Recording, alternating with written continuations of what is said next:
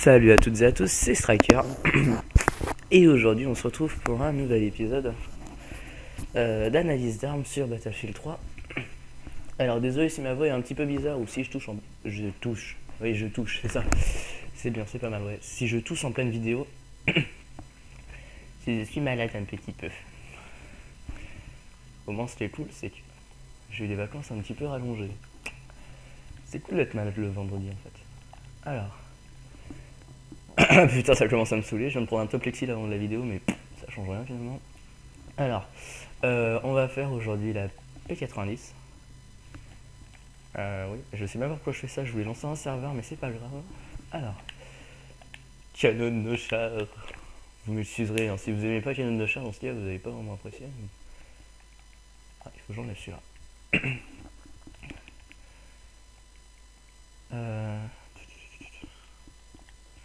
Non. Oui. Alors, déjà, attendez, je regarde vite fait un truc. Get a life. Ça me fait penser à un building sur GTA 4. C'est bon, il est pas là.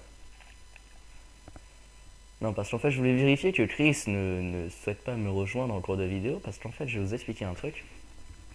Vous le savez peut-être pas, mais à chaque fois que je tourne une vidéo sur Battlefield 3, il y a Chris qui m'appelle sur Skype ou qui souhaite me rejoindre. Et donc, c'est pour ça que, du coup, aujourd'hui, j'ai pensé à tout, je me suis mis occupé sur Skype, et j'ai vérifié qu'il ne... Enfin, qu'il fait autre chose. Moi, ça va, il y avait quelqu'un d'autre sur... Genre, j'ai déjà la P90 et tout. Désolé. Alors. Vas-y, mets le cobra. Voilà. Alors. Bon, je sais qu'il y en a beaucoup qui trouvent que la P90, elle est cheatée, machin chose, machin chose. Alors, déjà, il faut savoir que DICE utilise très souvent les caractéristiques d'armes, enfin, les caractéristiques réelles d'une arme. Et pour la P90, c'est tout à fait ce qu'ils ont fait. C'est-à-dire que la P90, c'est une arme qui est utilisée par les forces spéciales. Alors si vous voyez pas du tout ce que c'est les forces spéciales, bah dites-vous qu'en fait, vous voyez par exemple genre... ouais, c'est difficile à expliquer. En gros, vous voyez genre les personnes qui ont été chercher Ben Laden, machin chose. C'est ce qu'on appelle les forces spéciales. C'est en gros ceux qui sont chargés par exemple d'aller dans un bâtiment, capturer quelqu'un, un peu comme ça. Secrètement, enfin en général c'est ceux qui infiltrent des bâtiments. Pour la plupart du temps, pas toujours, mais... Enfin bref, c'est assez compliqué, bref, je vais pas vous expliquer tout ça. Et c'est une arme qui est utilisée par les forces spéciales, celle-là. De toute façon, à l'origine, elle est créée pour eux, donc c'est normal qu'elle possède ces caractéristiques-là. Alors bah, bien évidemment, quand vous êtes dans un bâtiment, vous avez besoin d'une arme qui soit efficace à courte portée. Donc en général, les armes qui sont efficaces à courte portée, c'est quoi? C'est une arme qui va avoir pas mal de balles et qui va tirer assez vite. Et bah c'est tout à fait le cas pour la P90. Parce que tout simplement, bah, 50 balles dans un chargeur, c'est pas rien. Une cadence de tir de 900, bah, c'est pas mal non plus. Et du coup, c'est pour ça que bah, quand on va retrouver cette arme, très souvent, voire tout le temps, sur des maps de type MME, Tourziba, machin chose. Et c'est pour ça, du coup, qu'on peut dire qu'elle est cheatée, parce qu'au final, on va pas mal la retrouver, mais qu'elle est efficace bah, sur ce truc-là. C'est son point fort à elle. La P90, c'est là où elle est bonne. De toute façon, les courtes distances, c'est un peu comme un fusil à pompe en fait. Alors, du coup, c'est clair que... Bonjour monsieur. C'est clair que du coup, on va se retrouver avec une arme qui sera dominante petite distance. Enfin, courte distance, c'est clair et net. D'ailleurs, je pense que si vous croisez une P90, c'est vous jouez en MME ou sur Tourziba en canon de char. En... Ceux qui connaissent un petit peu Battlefield 3 viennent se rendre compte de la connerie que tu viens de dire. Ouais, je joue trop à canon de char, et alors?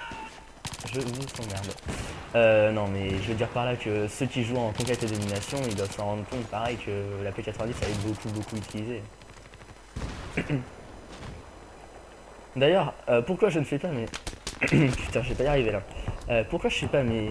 D'ailleurs, cette vidéo-là, parce que je pourrais la faire en conquête et domination. Alors moi, je vais vous expliquer un truc, c'est que la conquête et domination, au début, c'était bien.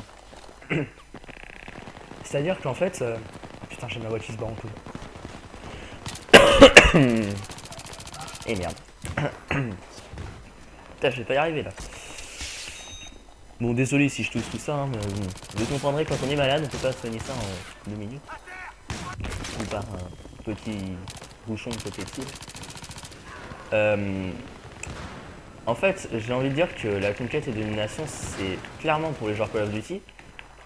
Mais vraiment, quand je dis clairement pour les joueurs Call of Duty, c'est-à-dire qu'on retrouve les noobs de Call of Duty. Alors on va retrouver de la MP7, on va retrouver de la P90 forcément, on va retrouver des trucs comme ça.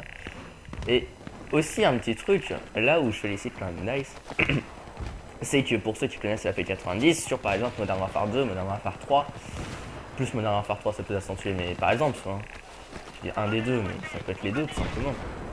Cette arme elle est très efficace, extrêmement efficace. Cheaté carrément.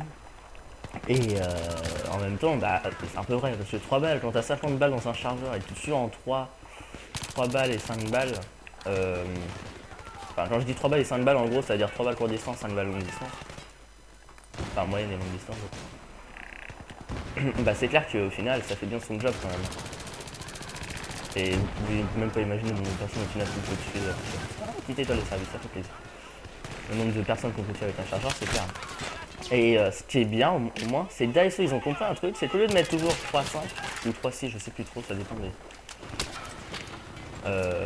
Ouais, je crois que c'est des 3.6 maintenant. Au lieu de tout simplement voilà, réduire la portée, je sais plus s'ils ont foutu sur la W3. Enfin, je m'en souviens plus trop, mais en gros, la P90, je crois qu'elle a été patchée 2 ou 3 fois, mais au final, ça n'a pas servi à grand chose. Au lieu de faire ça, DICE était plus intelligent. Direct de base, ils lui ont enlevé énormément de dégâts, c'est-à-dire qu'il a tué en 5 balles de près, 10 balles de loin. Comme ça, au moins, c'est classé à la 20 de dégâts trop de distance, et puis 10 à peu près à longue distance. Et merde.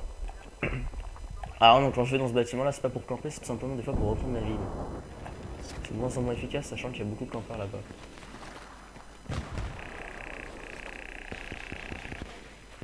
Alors vous voyez pourquoi je parle de... Encore une fois, là, que c'est utilisé par les forces spéciales. Vous avez vu, quand il y a 2 ennemis comme ça, vous pouvez bien mitrailler. Vous voyez, ça c'est un point fort de pourquoi l'utiliser. De toute façon, en même temps, vous prenez cette arme, il y a quoi d'autre qui est utilisé? Je sais plus trop ce qu'il y a. Ah putain. Désolé. Je sais plus trop ce qu'il y a comme arme utilisée par les forces spéciales, mais au pire on s'en fout légèrement. Non, c'est vrai. GG à lui. Enfin bref, on s'en fout un petit peu. Aussi, moi, vraiment, il y a un truc que j'aime bien sur la P90, c'est... Ah putain, j'ai eu chaud, je tire un peu au-dessus. Il y a un truc vraiment que j'aime bien avec la P90, c'est que c'est son design. Je sais pas si vous aimez bien un peu ces designs des PDW comme ça, mais... Toutes les armes de défense personnelle, de toute façon, les PDW... Mais ça va, tu... Quel métier à jouer, toi? J'aime bien. De toute façon, les designs des PDW, moi en général, j'aime bien. Vous pouvez prendre quasiment toutes les PDW. Hein. Donc vous avez la P90, il y a quoi? Enfin, il y en a tellement que bref. Hein. Enfin, prenez par exemple celle qui s'appelle carrément PDW, hein. PDWR, PDW57, PDW78, un truc comme ça. Enfin bref. Toutes ces armes-là, moi personnellement, j'aime bien. Je trouve leur design assez beau, hein, futuriste, un petit peu, mais... Attendez, je vais vous faire voir le design. Vous voyez, hein, c'est mon personnage, et puis c'est le petit truc en haut, voilà. Vous voyez, enfin moi personnellement j'aime bien ce design. C'est vrai que c'est une arme assez compacte, alors en même temps c'est pour ça que les forces spéciales l'utilisent. C'est que c'est facile à la déplacer, à transporter plutôt. Je fais un petit 23-8 quand même, c'est pas mal. Alors oui aussi, j'aimerais finir vite fait un truc sur la Kia 74M, donc première épisode d'analyse que j'ai fait. Parce que, en fait, j'ai pas forcément conclu... Enfin, en fait, j'ai pas forcément dit sur quoi elle est utile, et c'est vrai que... Donc la petite parenthèse la Kia 74M, hein, si vous avez pas vu la vidéo, bah soit allez la voir, soit parce que vous vous en foutez un peu de ce que je vais dire.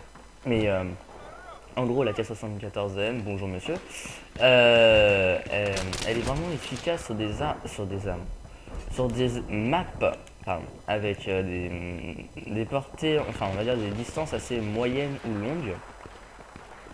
Un peu moins sur des courtes distances, il faudra plus savoir gérer son shoot là dans ce cas et peut-être viser la tête ou alors être efficace sur son scrap.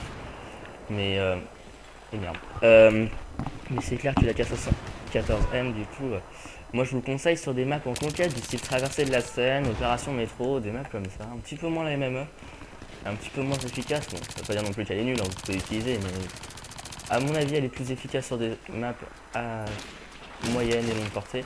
Après ce qu'il faudra juste c'est savoir bien gérer son petit recul, parce qu'elle a un recul vertical assez prononcé quand même. Alors dans ce cas, bon, bah, les rafales ou le cache-flamme plus le garde-main que je mets en ce moment. Oui, parce que j'ai changé un petit peu mais ma config de la K74M, maintenant je mets cache-flamme et garde-main. Et je vous jure, il a presque plus de recul, c'est assez incroyable.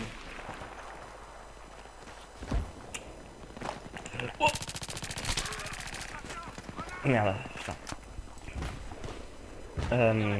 Ouais, je sais plus ce que je disais, ouais, enfin, je lui ai mis cache-flamme et garde-main, puis je trouve qu'elle a plus beaucoup de recul vraiment. Enfin, après, j'ai envie de dire, la meilleure configuration d'armes, ce sera celle qui vous avantage le mieux vous. Puis après, moi je vous donne la mienne, ça peut vous donner une idée, mais. Genre par exemple le viseur, ça c'est vous qui décidez. Hein. Par exemple, si je mets l'holographique, vous n'êtes pas obligé de le mettre. Mettre le VPR parce que vous préférez, machin chose.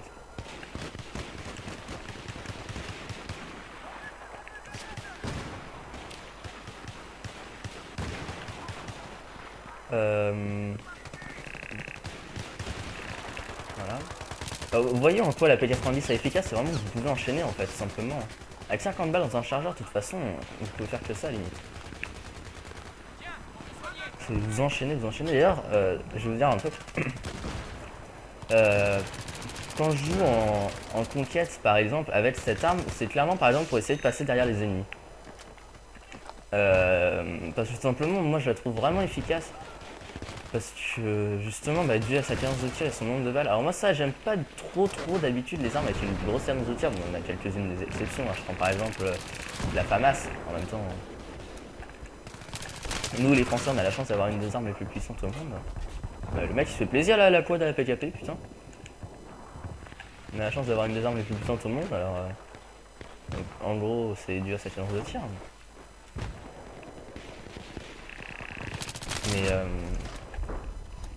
Mais voilà, mais sinon, moi je préfère les armes, vous voyez, qui ont une cadence, je vais dire, modérée, à peu près à 700, 600, ouais, 800 aussi de RPM, mais dès qu'on passe un peu 850, 900 de RPM, j'aime plus trop forcément. Enfin, j'ai plus l'habitude de jouer avec des armes un petit peu, un petit peu plus lentes sur la cadence en fait. Donc voilà. Ouais, donc de toute façon, cette arme, moi je la conseille personnellement pour les petites distances. De toute façon, il n'y a pas de miracle avec cette arme. C'est là où elle marche bien, de toute façon.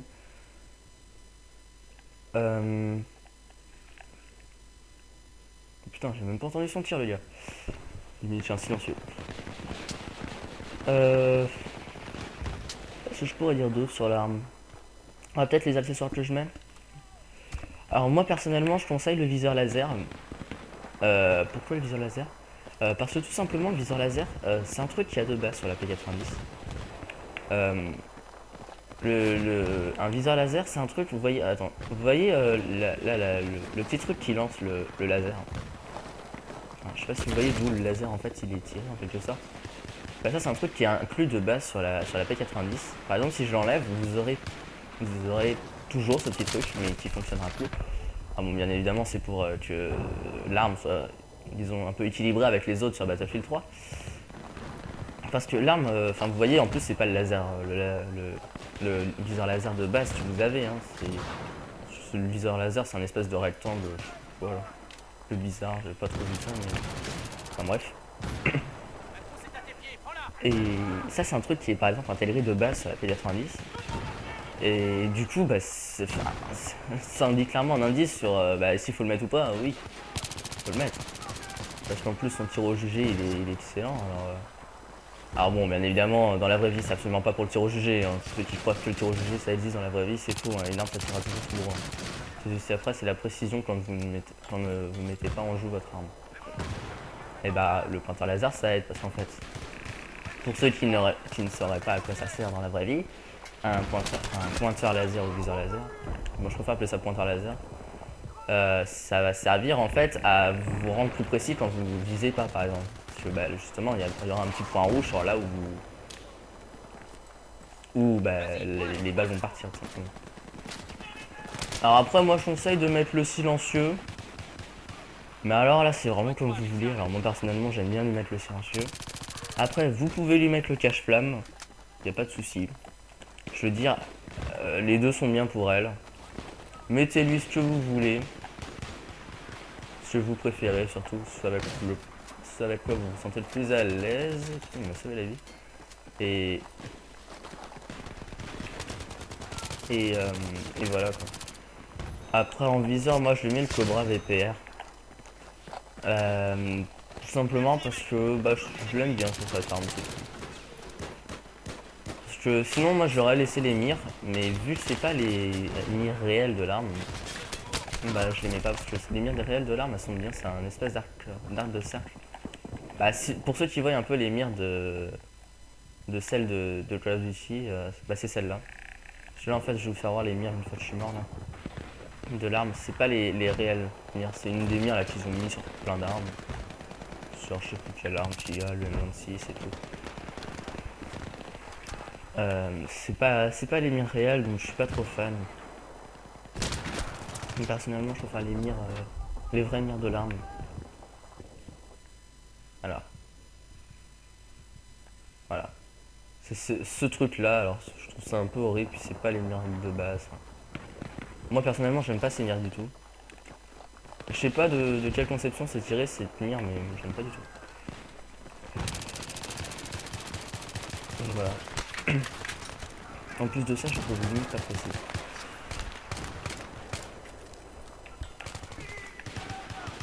Donc voilà, bon la partie elle va se finir. Bon, heureusement je suis pas une partie en entier parce que des fois 30 minutes avec la même arme, à la fin vous allez un petit peu. Ah. Alors bonjour monsieur. Alors. Oh la putain.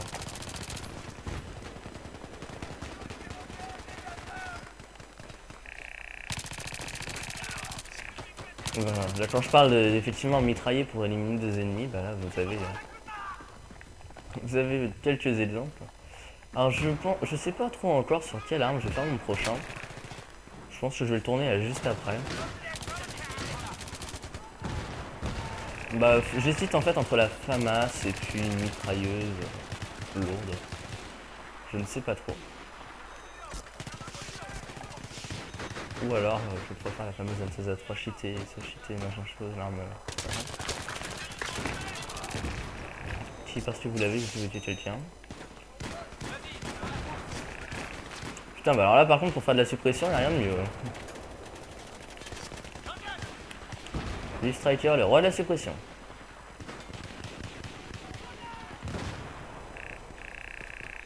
Vous savez quand je parle de mitrailler, encore une fois. J'ai des cadavres qui glissent devant moi, les mecs ils se prennent pour les pingouins. Des manchots, je sais pas trop lequel ils glissent, là, ça sont loin. Au pire on s'en fout les gens.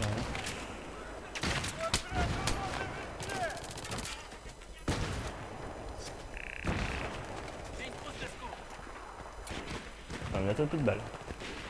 On fait plus de vie non plus.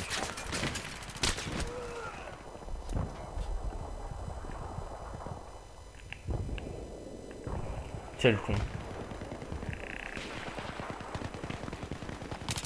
Qu'est-ce que c'est combat. Bon alors après le fait, est-ce que la P90 elle est cheatée ou non? Alors là encore une fois je vous dis, bah c'est selon ce que vous disiez. Hein. De toute façon, une arme ne sera jamais cheatée, une arme sera plus performante ou moins performante que d'autres. Après, le terme cheaté, c'est les joueurs qui emploient ça, mais voilà. Après, c'est vous qui décidez un peu des armes qui sont cheatées ou non. Si vous trouvez qu'une arme est efficace et non pas cheatée, bah, c'est vous qui le dites, et voilà. Enfin, moi, personnellement, je la trouve efficace, point barre. Je veux dire, il y a plus cheaté que ça, hein, en gros. Bon, bah c'est sur ce, je vais finir la vidéo. J'espère que ça vous a plu, encore une fois. Petit 47-18, bon. Voilà. Moi, je vous dis à plus pour... Oh, puis vous savez quoi, c'est la surprise, c'est la prochaine analyse. Allez, à plus tout le monde.